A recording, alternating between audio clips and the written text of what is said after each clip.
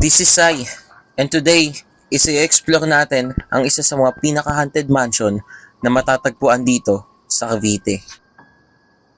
Tinayo ito noong 90s pa at walang tumatagal dito. Iba't iba na din ang naging may-ari ng bahay na ito at lahat sila ay pumanaw at nagpakamatay hanggang ito ay tuluyan ng maabandona. This mansion is what we call tumbok, kung saan nakatayo at nakasentro ang bahay sa isang tumbok na lugar at puro negative energy, vibes, at bad spirits na ang nanunuluyan dito. Samahan niyo kaming alamin kung ito ba ay haka-haka lamang o sadyang ito ay may katotohanan. Again, this is Sai, and let's explore this haunted mansion with Adventurer's Corner. Nandito tayo ngayon sa loob ng bahay o abandonadong bahay na matatagpuan sa Cavite. So, maraming kwento-kwento o maraming sabi-sabi na simula doon na maabandon na itong bahay na to is marami ng kababalaghan, mga pagpaparamdam na nagaganap sa lugar na ito. So ngayon, ang gagawin natin is i-explore natin itong buong bahay at saka tayo magkakandak ng paranormal investigation kung totoo man ang sinasabi nila na mayroon ditong mga nagpaparamdam na ligaw na kaluluwa. So, explore din natin and then papasukin natin ang lahat. So, let's go. Sa mga oras na ito ay naghahanda na ang mga kasama ko para pasukin ng mansyon at pinipilit nila na magtawanan para mabawasan ang kanilang takot at kaba. So nakahanda na rin yung mga equipment namin na gagamitin para mamaya sa paranormal investigation. Nakahanda na rin yung spirit talker, tsaka yung EMF natin, and then yung motion or yung ghost wall.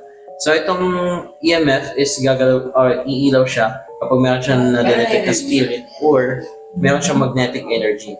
And then, ito naman motion ball, iilaw lang siya kapag may gumalaw nito. So, ito yung mga gagamitin natin mamaya sa nakahanda na siya. This house pala, dalawang may-ari na nung bumili nito. Okay. Tama pala ako na yung unang tumira dito, ayun yung nakikita ko na yung uminom ng Sunrocks. Niloko siya sa sekretary pa. So, ibig sabihin totoo yung hindi siya basta-basta sabi-sabi. Tapos may pangalawa pang tumira ulit dito. May bumili doon ng property na to, tapos tumira ulit dito. Sabi naman, minalas naman daw, namatay na. Namatay. Tapos ang mga nagmamanage nito pala mga anak na lang. Hindi na rin dito tumira. Tapos sila ate ng caretaker, 9 years na sila dito. So medyo may point yung sabi na ng tumbok na bahay. So totoo lang, based on my own experience, hindi ako naniniwala sa tumbok na bahay. Pero pag-aaralan natin sa video. So, let's go. At bago nga namin simulan mag-investigate, nag-seek muna kami ng guidance prayer para hindi mapahamak ang bawat isa sa amin. So, nag-umpisa pa lang kami. Grabe na yung response ng EMF sa amin. So, as you can see, maraming times na ginamit ko yan sa video pero never siya nag-response. Sa mga electronic, sa mga device, hindi yan nag-ano lang yan sa mga energy. Sa mga spirit energy. Ilang beses naman siyang tinesting sa bahay. Yes. For sure. Wala na. Lumayo. Pero tingnan mo. Important pala dito. Ito. Ayan, nag-response ulit yung EMF. Tingnan mo. So, kung nasan yung tinatawag na portal or alam natin mga tao is salamin. Para sa mga hindi nakakaalam, salamin is one of the portal na ginagamit ng mga entities or spirits para makatawid sa mundo natin. So ito guys, na-explore muna natin yung mga rooms. Guys, room to. So ito yung pinaka-rooms. Guys, room. Pasokin natin siya isa-isa. So, guest room. And then ito dito yung salamin. So, pag lumapit ka sa salamin na to, may something weird ka talaga maramdaman. So, normal na tao guys, parang wala lang, pero Ang galing ano yan, there is transparent something. yan pero po, Transparent. So, yun. So, tapos itong pinto na to is diretso na to sa labas. So, butas na siya. Ay, ito yung main door. Boom. Ansa. At baka nagloloko yung video natin, nakikita niyo. Man, EMF sa OPAP. Sabi ko may-ari ng OPAP na yun. So, meaning to say, may nagmamayari talaga niyan. Or dito, I-realize namin na ang candy na ito ay in-offer ng mga naunang vlogger sa amin. Last dito. Hindi, parang ayaw nila pagalaw to. So, kita nyo. Kita nyo yung camera. Tingnan mo. Ngayon na nagkaganyan camera mo. So, may something dito. Dito sa likod ka lang.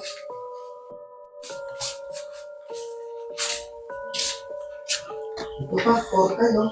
Ang daming portal dito. So, hindi na nakakapagtaka. Because pati ito EMF. Oh, portal. Yun guys, walang halong dahil yan. Nakikita niyo talaga. Yan yung kahit sa mga sa salamin. Nag-response lang daw yun sa ano. Nag-response lang siya sa mga may spirit talaga siya na-detect. So, pinakita ko siya. Portal. Grabe. Pare. Portal nga eh. Portal kasi. Pero pag nilipat mo ng lugar, wala na. Hindi nag-response. Wala na. Uy, pitik-pitik na lang. Pero pag binalik natin sa portal, Wala ulit siya. ah, Dito ay hindi namin napansin na ang isa sa mga ghost ball namin ay umiilaw na pala. So ngayon, magta-try tayo mag-iwan ng ghost ball dito sa OPA. Nakita nila. So, nagana na naman yung camera. Sigurado ako nakikita to sa record. Activated na tong ghost ball natin. So, pag yun umiilaw naman ang gumagalaw. May naglalaro na. So, Pag nalapit ka dyan, ayan na. oo nga. Ayan natin. Ano po, nakaka-detect to ng energy. nalapit ka ulit. Legit guys. So may napansin ng isa namin kasamahan na pag malapit sa part na to, sa cabinet na to, is nagaganyan yung camera and legit siya. Gusto lang po ng See? na Malakas ang energy ng cabinet na to. ito, sa Ayan na. OPAP. Yan. As daw. Sila daw. As. Madami sila. May palo na. So, As. pero, Don't go down there. Sa may basement. ay oo.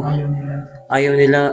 So kanina, hindi nyo alam, sabi namin na ito ni Gairo. Sabi ko, babae namin. So, big sabihin, ayaw na pakilaman yung ano yung basement. Okay po. Grabe goosebumps ko guys. So, papakinggan natin Sino yung mga po ba yung request nila. nagsalita? Pero medyo clear nyo lang po kasi limited lang po yung na-detect na word na spirit doctor. Kung ano lang po yung naiintindihan niya, yun lang po yung sasabihin niya. Kaya medyo mahulaan namin kung ano yung word na sinasabi niya. We need energy. Energy. Ang sabi mo, makipag-usap. So, hindi nakakapag-response ang spirit ng walang energy. So, sa mga ibang vlogger, kinukonsume niya yung mga energy ng cameras. So, if ever na possible po, makapag-consume kayo ng energy ng mga device namin, cellphone or EMF, pwede niyo Sa po silang EMF, gamitin. pwede kayo kumuha ng Dorothy, ang pangalan. First name na kausap natin, Dorothy. Di ba sabi ko kanina, magpakilala ka para masama ka namin sa prayer. Sino pa po nandito? Nagbigay na po kayo ng name. Si Dorothy po ba yung dating may-ari dito? O galing lang din po kayo sa portal? Anong bacon? Ni-research nga namin yung salitang ito. At ito pala ang ibig sabihin niya. To call or signal to a person usually by a wave or nod. Doon ko na-realize na talagang may nakikipag-usap pala talaga sa amin.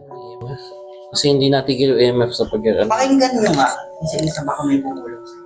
So, tas mo yung EMF. Nangirinig kasi namin yung ano eh. Yung kumakanta doon sa may COG, rinig yung mga Oo, mga. May something talaga sa cabinet. Hindi ko alam. Tingnan mo, oh. Nakakatawa. Wala talaga tigil, oh. Sa bahay, hindi ganyan yan, di ba, Mac? Ang tagal niyang bukas, nakailaw lang. Sa mga hindi nakakalam, ginamit namin siya noong time na nagiinom kami. Kasi sabi ko, hindi yan totoo. Never Ay, nag-response. ilapit mong ganyan sa TV, sa cellphone, sa electric fan. Baka sa ano yan, sa radiation, sa cellphone, mga ganyan. Tapos ano, ganyan namin. Wala eh. Hindi totoo.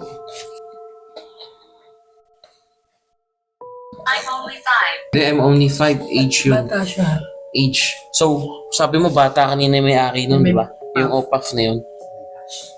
Hindi pa siya. So, nag-response. So, kukunin man natin ghost wall. Sige, ako na mag-iilaw. Tingnan mo. Tingnan mo, nilabas tayo. Wala na ho.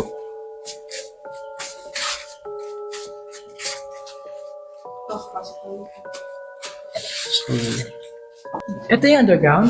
Huwag tayo sa underground. respect na natin yung decision nila. Uy, sa puntong ito, biglang may bumulong kay Scarlett. Hindi to underground. Wait lang. Why? Nabumulong sa akin. Kita. Katabi ko. Kulado. Punto na ito, pa-intense na pa-intense ang mga nangyayari dahil palakas na ng palakas yung mga energy na nararamdaman namin. Nakakasit loob tayo. Oh my God. Others. Oh shit. Others. What do you mean others? What do you mean others? Ah, Isang ilaw ko ilaw eh. so, Yan, saan yan? ito is labas na rin siya eh. Ay, dalawa yung ano. Dalawa yung daanan niya. So, pinakulabas na siya. So, ito yung ano, ito yung mayroon kaninang ano, yung cabinet. Oh my God. Oh my God. Pwede na mag-open ng door. Kasi, Ayan, ano yan? diba? Labas eh. Seryoso tayo. Nakita ko ito. Okay. Naniniwala ko bata yun. Yun sa, ano sa cabinet. So, hindi ko alam kung na-capture sa camera. Kailan na naman. Pero to the moment na nagbukas si Mac ng pinto, is may tumakbo na mabilis siya. Hindi ko alam kung ako lang ba nakapansin. Kahit marami na kami dito, inakaramdam pa rin kami ng takot dahil sa kakaibang energy na nararamdaman namin. Nagagano yung camera mo, pupuno yung ano. Yung EMF. Wala daw. Hindi na. Pinapaalagaan na lang kasi lahat ng ano. Lahat daw ng ano dito, ng tumitira talaga dito. Malas. Ilan na daw may-ari nito? Oh? Ilan na daw may-ari ng bahay na to? Palipat-lipat. Tumbok kasi to. Eh, nakita mo di ba kayo eh, isa pag diretsong gano'n, nakatayo sa dulo ng kanto, mismong gate ng bahay. Dito ay nagdesisyon na nga kaming umakyat sa itaas. May bigla kaming narinig. Pakinggan nyo itong mabuti. Mahal, mauna ka na. May ani. Narinig mo? Ang naninitsit. Oo, narinig ko. Bakit patakyan ng alam? Hindi, iba talaga promise. Sabi yan. Sige. So, first door. Tatry natin ano. Mahal ko na, kaya ako ito kasama mag-isa. Dito maganda yung rooms. Dito maganda yung Nabigat naman feeling ko. pero babalik yung pera. Ano ba? Sabi siya, ang ganda. Naku, mas nakakatakot dito. May bathtub. Ha? Pag naisip mo, ayun o, Diyan narinig. nagpakamatay yung babae. Sabi na eh. Diyan uminom ng Sonrox. Backdrop? Ano yung backdrop ko sir? May narinig ako parang nagsarad ng pinto.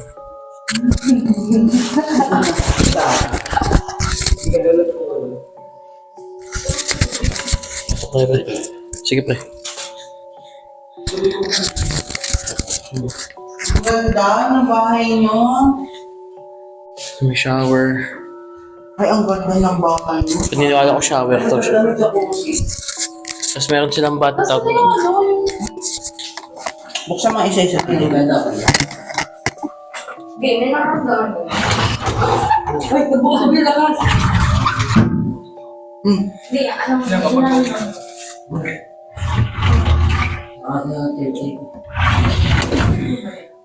Nakapal. Nag-overthink ako. Napagbukas ko baka may ulo. Oh, seryoso. Gusto ko malaman anong taon. Anong taon nangyari yun? So, iba mas... Ay, buksan mo nga yung spirit cover. Ayun, no? Nasa likod. Agata ang pangalan. Agata, may aga. May... Usapan na natin, babae, may agata na agad. And nag-response yung Ganda, no? EMF. At sa part ng bahay na to, dito lang talaga ako nalibutan ng sobra. Kasi tagang kakaiba naramdaman ko sa CR na ito. Ipaparamdam ko sa bathtub na to. Bakit? Feeling ko may something yun. Baka dyan natagpo ang patay or what? Dito ay nagkikwentuhan muna kami habang nagpapahinga na may biglang sumabay sa amin. That is not the end. That is not the end. Usapan natin pag pamamatay, di ba? Hindi naman talaga. Hindi pa talaga yun. Hindi kasi di ba pag namatay tayo, Don't provoke us. Huwag ka na magkwento. Bakit? Don't provoke us. Hindi ako nagpo-provoke. Nagpo-kwento ako na hindi ko naman kayo binabible verse. Hindi kami nagtatry na mag-provoke. Sinasabi lang namin yung Nagsashare lang kami ng ideas. nakaka-feeling talaga, may pinatutunguhan. Tapos, Yes, we're here. Uy! Yes, we're here. di ba? Wala na. Ano yan eh, bad entity na yan sila eh. Kasi talaga, ang history. I did bad things. Tingnan mo, nakikisabat na siya sa akin. Ano sabi? I did bad things. I did. Hindi nakagawa. May ginawa akong masasamang bagay. Di ba? May ginawa siyang isang bagay kasi nga, ay yung pagpapakamatay. Alam naman natin lahat eh. Go down. Go down. Nagpapa na tayo. Napababa na tayo. Masyado na tayo matagal dito. Wrath. Rough. Bakit? Alam niyo dati, hindi ako naniniwala sa spirit cover na yan, Kuya Way. Nung tinry ko siya, sabi ko daw niniwala, nilapag ko lang siya. Tapos sabi nung spirit cover, Scarlett, dumanon. Tapos sabi kung galing mo naman, pangalan ko, tapos sumunod, Cyrus. Pero iba spelling, pero considered kasi konti lang words nito. Kaya sabi ko na, nakapagulog kayo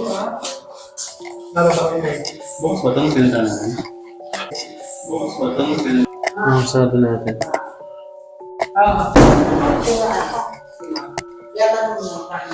It's me. It's me. Sino yun? It's me daw. It's me. May kinimkwento pa kayong something? Oh my God. Sila dito. Meron din CR dito. Yaman nila. Meron na namang another... Narinig niyo, di ba? Yung pinto, walang tao dun. Walang tao pero nagsarado yung pinto na yan. Sinarado ko na yan kanina. Bago kami lumabas ng room. Kasi di ba sabi go down? Sinarado ko na yan. Pinapababan. Tingnan na lang natin. Tapos baba na tayo. Tapos huwag kang hahawak ng... Alice. Alice. Alice, no? It's either Alice yung pangalan or Alice. Ay, oo, Alice nga. May kakaiba taga dito sa second floor kasi taga may nagdabog kaya nagpasya na taga kami yung bumaba dito. Saka English speaking. Ayun o. May nagdabog ulit. Meron na naman. Tara na nga. Sige na po, bababa na po kami. Palabas na sana kami na may biglang. This is my home. This is my home. This is Pinapalis na tayo. Sorry po. Ito na yung pinakatingin ko. Ito yung master bedroom mo.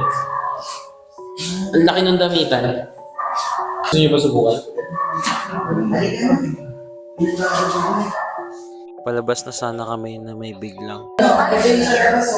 Oy guys! Ito na seryoso to. Why are you here? Kanina pa yung message niya, paulit-ulit na pinapaalis na tayo. Dire-diretsong ano siya. Dire-diretsong kalsada. Ito gate na to. Ito na yung pagiging Ayun yung tumbok gate. ng bahay. Tumbok ko. Di ba? Dito ay tuluyan na nga kami bumaba kasi kakaiba na talaga ang mga pakiramdam namin. Kat uli sila kasi ang sabi dito sa... Ang tawag dyan, be?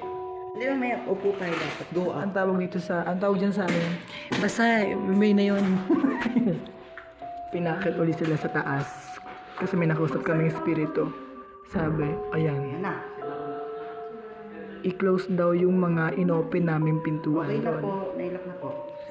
Sarah. Sarah! Sarah, I told you, Sarah, Betso ka girl. Alam niyo dati, hindi ako naniniwala sa spirit power na yan, Kuya Way. Nung tinry ko siya, sabi ko nung naniniwala, nilapag-ulang siya. Tapos sabi nung spirit power, Scarlett, gumanon. Tapos sabi kung galing mo naman, pangalan ko, tapos sumunod, Cyrus. Ayun o, Sarah, tama pa spelling o. Tinatawag ka. Oh. Ikaw ata yung pinapaakyat. Hindi po ako. Malikotin sila sa'yo. Hindi ka. Si Sarah, di ba kita nyo?